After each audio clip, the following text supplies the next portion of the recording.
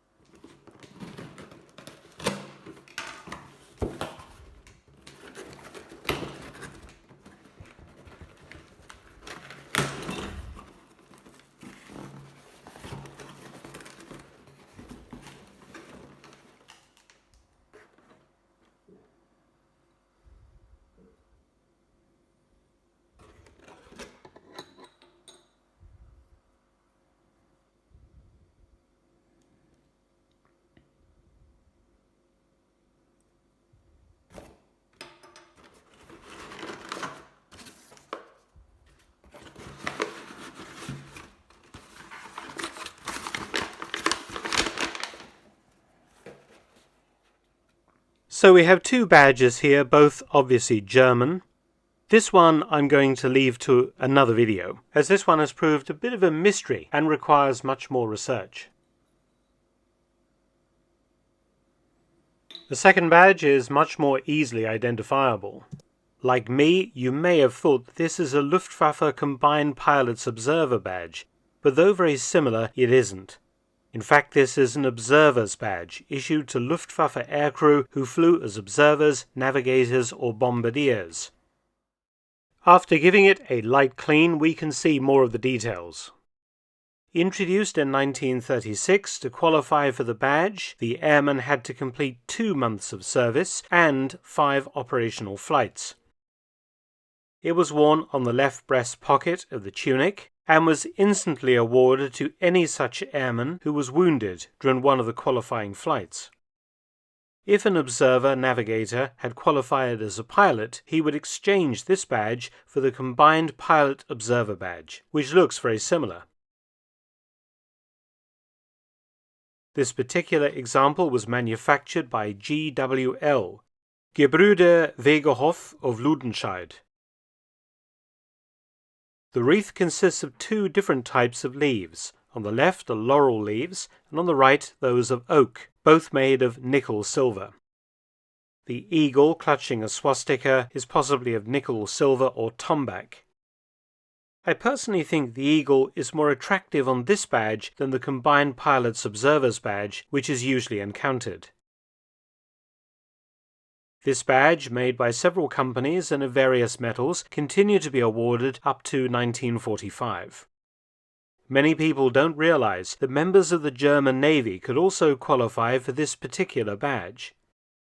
Reichsmarschall Hermann Göring ensured that the Navy was unable, as it had in World War I, to maintain its own air force, subsuming most naval aircraft and personnel into the Luftwaffe. However, in one important regard, Göring needed naval aviators. The Luftwaffe was deficit in navigators who were trained for operations at sea. Nautical navigation is different from that performed over land, but the Luftwaffe maintains several units dedicated to long-range reconnaissance out over the oceans in the anti-shipping role, and also units of seaplanes. Luftwaffe aircraft and aircrew were also assigned to capital ships, which operated catapult-launched reconnaissance planes. The Navy, therefore, provided several hundred trained aviator observer navigators, who were Kriegsmarine personnel but flew as part of the Luftwaffe as crews on Focke-Wulf FW-200 Condors and various seaplanes throughout the war. Such men therefore qualified for this Luftwaffe badge. In one area, the Kriegsmarine maintained a small air wing of its own, aboard U-boats. Incredibly, some U-boats carried aboard an ingenious flying contraption used for reconnaissance at sea, a motorless autogyro that looks similar to a primitive helicopter. A problem faced by U-boats hunting for targets out in the ocean was how far men could actually see using binoculars from the submarine's conning tower, usually no more than 5 nautical miles. It was realized that if a man could be sent higher, he could see much further. In 1941, this problem came to the attention of Focke-Achgelis, a German helicopter company.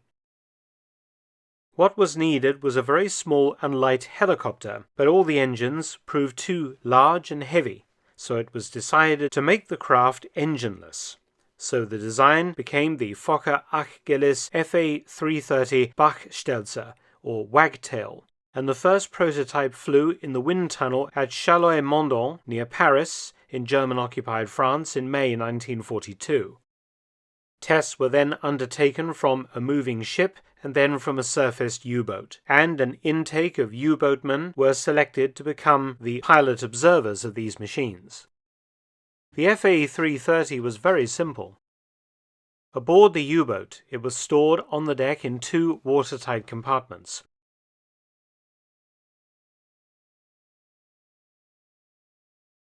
A crew of 3 to 5 men could assemble it in just a few minutes. A table mounting on the U-boat's winter garden at the rear of the conning tower served as the takeoff platform.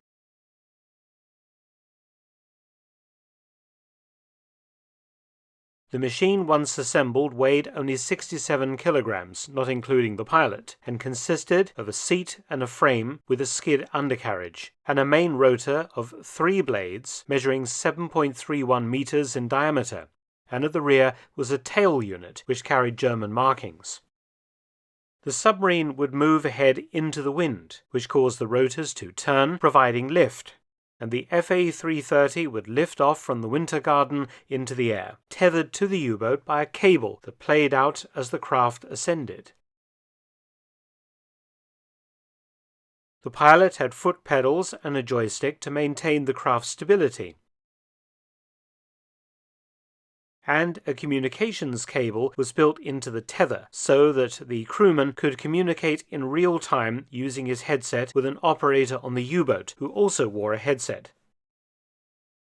The craft could attain a maximum altitude of about 120 meters, or 380 feet, enabling the observer to see about 25 miles in all directions with binoculars, a huge increase in range, and enabling a U-boat to detect targets earlier and at greater range than normal.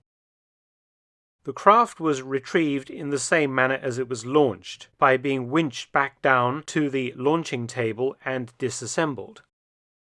However, in an emergency, such as the U-boat entering a crash dive, the pilot observer would pull a handle above his head that would detach the rotors and the cable linking him to the submarine, and automatically release a parachute from behind his seat to enable him to land safely in the sea and then use his life jacket and await rescue. I presume that because the Fa-330 wasn't flying free, the operator was not actually classified as a pilot, more as an observer, and I wonder whether any qualified for the observer's badge from the Luftwaffe. I think probably so. Between 120 and 200 of these ingenious machines were manufactured, and a handful were actually used aboard U-boats at sea. However, there is only one confirmed use of an Fa-330 that resulted in a kill. On the 6th of August 1943, when U-177 used one to spot and then track and intercept the Greek steamer Epthalia Mari and sink her. So, many thanks once again to subscriber Bill Truran for very kindly sending me these badges, and stay tuned when we will deal at some other point in the future with the second mysterious badge, belonging to Der Stahlhelm, an organization associated with the Nazis in the 1930s. Many thanks for watching. Please subscribe and share, and also visit my audiobook channel, War Stories with Mark Felton. You can also help to support both of my channels at PayPal and Patreon. Details in the description box below.